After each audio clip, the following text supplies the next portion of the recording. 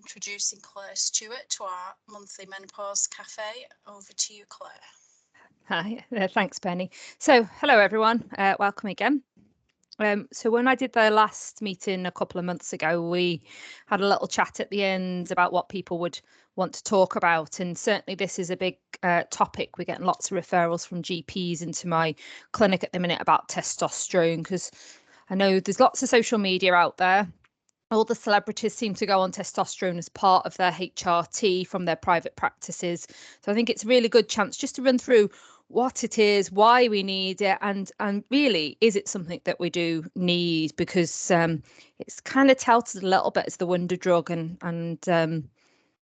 it's not necessarily quite that exciting, I'm afraid. Right, let's see if I can get this working. Oh, there we go. So what is testosterone? I'm going to just go back a little bit, very basic summary of it all, but it's a sex hormone made by both women and men. Young women actually produce 3 to 4 times the amount of testosterone in our bodies compared to our estrogen. Half comes from the ovaries and the rest from the adrenal glands, but the majority of the testosterone we make actually gets converted into estrogen. And therefore we get the benefit of the estrogen, not so much the actual testosterone as directly. As the ovarian function though starts to fail, so as you go into perimenopause, the hormone levels start to fluctuate, they start to decline, and testosterone also drops the same as our estrogen and progesterone. So little graph just to give you a little idea of what we look like. So we make obviously more estrogen than anything else. Progesterone's nearly up there, similar. And as you can see, kind of mid 30s, 40s, we start to get that decline down to around the time of menopause, around the age of 50, 51.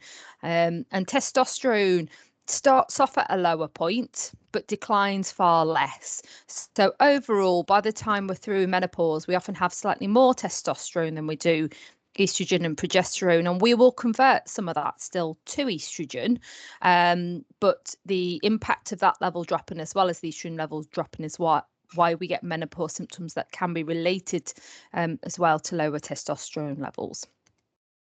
When we think of testosterone, the big thing people think about is sex and libido, but actually testosterone has quite a role in some of our just general well-being as well.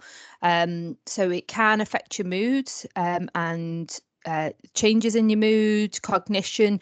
Some of that get up and go can be related to your testosterone, some of the strength in your muscles and bones.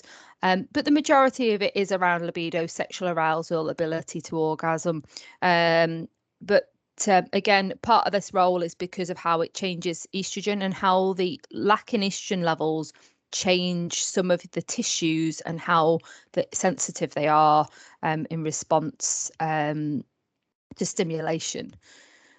So why don't we just give it as part of routine HRT if the levels decline and it's so important? Well, purely because most of our testosterone is converted to estrogen. So the key is to replace estrogen well. And if you replace the estrogen levels well, for a lot of women, that will resolve their symptoms, including libido. And testosterone in itself extra is not necessary. And as you saw from the graph, the postmenopausal ovaries continue to produce slightly more testosterone than estrogen. And that's why older women sometimes can end up with some masculizing features. So the additional coarse hair growth, for example, the deeper voices, and that is because testosterone is the dominant hormone in postmenopause. But we do know some women will benefit. And how do we know? So anyone who's gone to see their GP in practice, unless they're a confident menopause GP, and there are them out there, and they're very happy and confident with all areas of management of menopause. Often you get referred into secondary care and we talk about symptoms, blood tests, and then we look at HRT already. So obviously the symptoms we highlighted on one of the previous slides. We do some bloods. So for blood levels, the basics are the testosterone and free androgen index. That tells us how much free floating testosterone that is around in your body that's not already been converted. And a normal level for a woman is between 1 and 5%. And post-menopause, it can drop below 1%. And that's where you're more likely to benefit from testosterone replacement. So it doesn't actually matter what your overall testosterone levels are. They can be a little low, but potentially what you've got then floating around is used as an androgen in your body. We will normally check estrogen levels as well, especially if you're already on HRT, because the importance is your estrogen being properly replaced?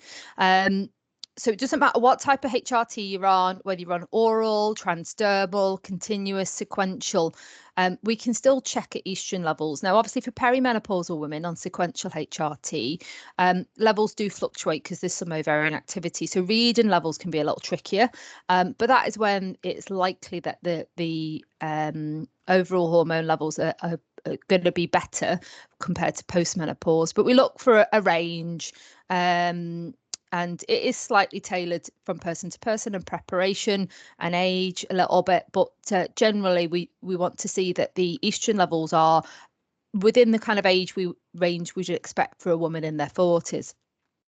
And our younger women are a little bit more likely, if you've gone through menopause in your late 30s, 40s, whether that's naturally or certainly after surgical menopause, then testosterone replacement can be really helpful. So if you have had a hysterectomy in your 40s and you have no ovaries there to release any tiny last little bit of hormones around, then you are more likely to need to replace all your hormones.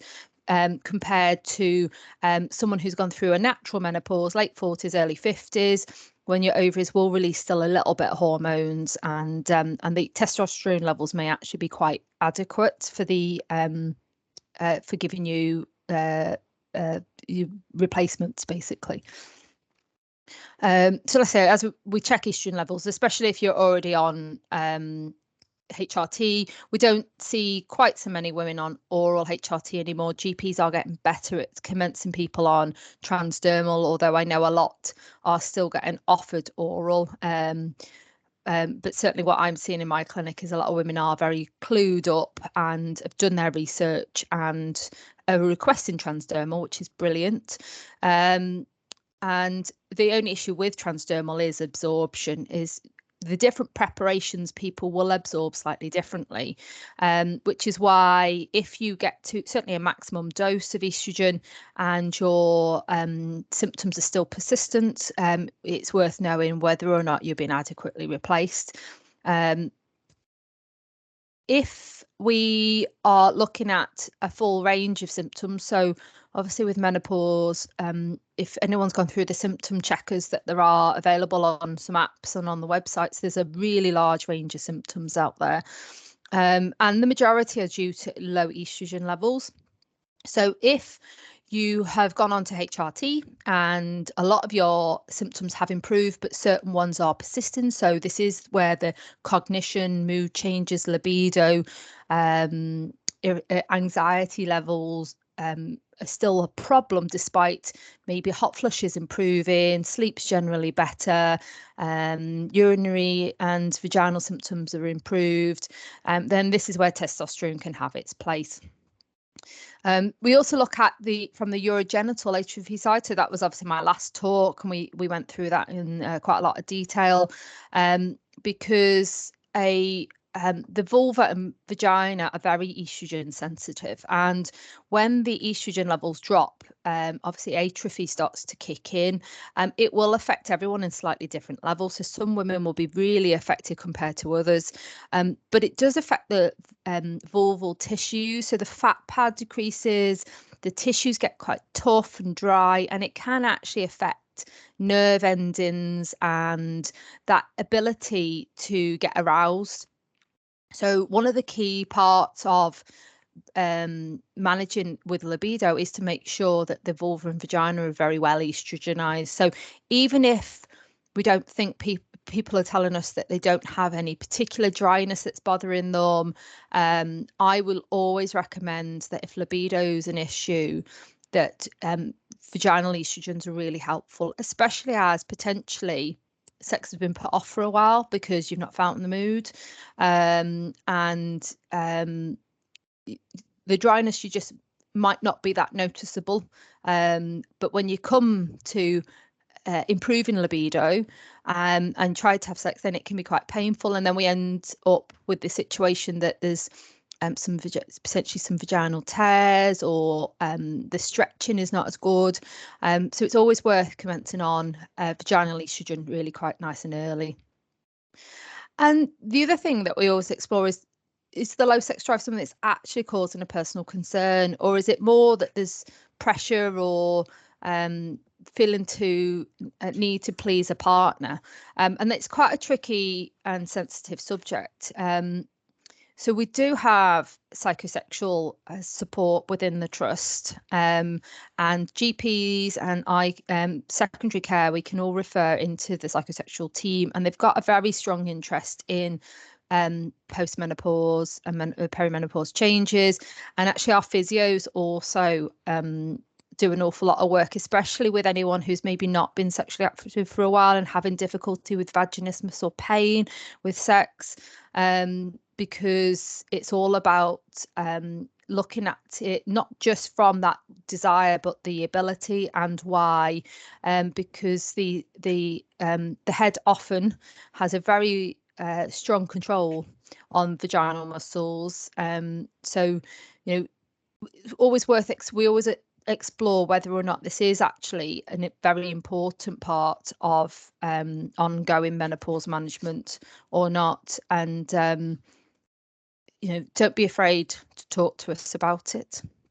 GPs sometimes will ask, they're a little bit more focused occasionally on the general symptoms of menopause, but yeah, we're definitely getting more referrals through because women are coming forward. So when do we add testosterone? So we add it when we are happy you are adequately estrogenized and the symptoms settle, but big things such as libido, sexual function are an ongoing concern, and certainly with some consideration if that general fatigue, get up and go, is an ongoing issue. And the free androgen index is less than 1%, because if you've already got a very good testosterone levels, if we add it in, it's not going to make much difference and potentially increase the risk of side effects. We make sure the vagina has been given some HRT too, like we just mentioned, and we do occasionally consider it, and it's not, I've never looked after anyone yet, but I'm still relatively new to all of this, and there is a syndrome where it's just low sexual desire, and testosterone levels are low, and it generally affects women in perimenopause, but they've got no other menopause symptoms, then it can be used as a trial. So is there anyone who can't have it? Well, in all honesty, the most people can, obviously during pregnancy and breastfeeding, but unlikely to see anyone in that situation that's menopausal. If there's active liver disease, now for women we give it transdermally. We don't have a feminized testosterone available on the NHS in this country. You can get it privately. It comes from Australia. Whether anything will change here, I don't know. So we give the stuff that is designed for men, and they do have implants and oral medication as well, but it needs to be transdermal for us, so it bypasses the liver, so it will be safe for most people even if they've got active liver disease. Got to be very careful with anyone with hormone sensitive breast cancers. As we've said, testosterone can convert to estrogen in cells. It's potentially okay if you're on the androgen blocker, so letrozole and anastrozole, but there's actually very limited data out there. And obviously our competitive athletes, now I know a lot of competitive athletes, by the time you get into perimenopause, they're probably not competing anymore, but we've got to keep within the female physiological range for them, or else it will look as a performance enhancing drug. So when we give it, like I said, we don't have Androfem available on the NHS, which is what you'll hear, and that's what our celebrities in the social media are generally taking. We give fractions of the dosage we give to men, and there are a few ways of giving it. Thankfully, in our trust, we have actually got 2 or 3 options available, but these are the 2 most common ways of giving it. So there's testing, which is a sachet. Look, anyone who's on Sandrina, it's a bit similar. And you give 1/10 of a sachet every day. So as you can imagine, that's quite fun trying to work out your dosage of that. As long as you make the sachet last 10 days, you're not going to overdose. And it is just a case of squeezing out a fraction and rubbing it on, usually to your arm, and moving the site around so that it doesn't affect hair growth if you use the same site again and again. And Testosterone, which is the one I tend to prescribe because personally I think it's a bit easier. It's a pump delivered testosterone, and for men they do 6 pumps a day, but we use 1 pump 2 to 3 times a week, so we tend to start off at 2 pumps and increase it to 3 depending on symptoms and blood results. So that's what they look like. So you can see there's your testing, the testosterone in the pump, and the androsten's the lovely pink one because it's for women, and everything for women's pink. So what do you expect? So with the correct dose, symptoms should improve within 3 months. So we give it as a trial for 3 to 6 months. And if you don't see an improvement in symptoms, then it is not worth it. Now, we do give it in fairly small doses, so the side effects are pretty rare. There's a nice list of them. As you can see, there's lots of them, with the big ones being things like increased hair growth, which is your hirsutism, voice deepening, headaches, alopecia. So it's more, women will describe that actually their hair doesn't thin. That's often a side effect of menopause and low estrogen levels, but potentially things like receding hairlines, to a certain extent, or bald patches appearing, and obviously significant, far less common ones, but they're very similar to most medications that we'd give you for anything in terms of blood pressure changes, fluid tensions. There's no particular increased risk of blood clots and strokes with the dosage that we use, similar to us using the transdermal HRT. So we check the free androgen index after 3 months. We check that we're replacing correctly, that we've got our levels between 1% and 5%. And if the levels are high, it depends a little bit on whether or not you've got any side effects, and how much you're using, as to whether or not we do reduce or stop, or just continue as we're going.